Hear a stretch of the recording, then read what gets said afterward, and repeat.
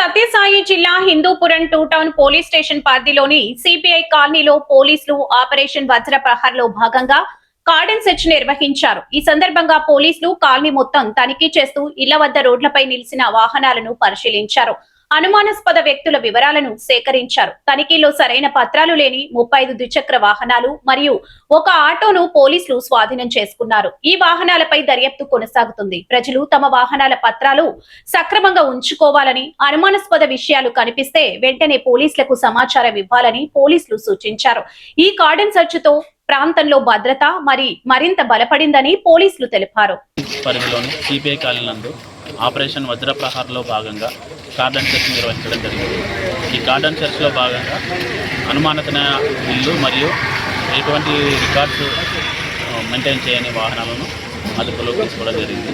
35 2 wheelers, ఒక auto seize చేయడం జరిగింది. ఈ సందర్భంగా ప్రజలకు తెలియజేయడం ఏమనగా, మీ వాహనాలకు సంబంధించిన పూర్తి పత్రాలు ట్రాన్స్ఫర్ చేయించుకొని మీ పేరు మీద పెట్టుకోవాల్సిందిగా తెలుపుతున్నాము. అదేవిధంగా పత్రాలు లేని వాహనాలను కొని అనవసరంగా మీరు ఆపద కొని తెచ్చుకోవద్దండి.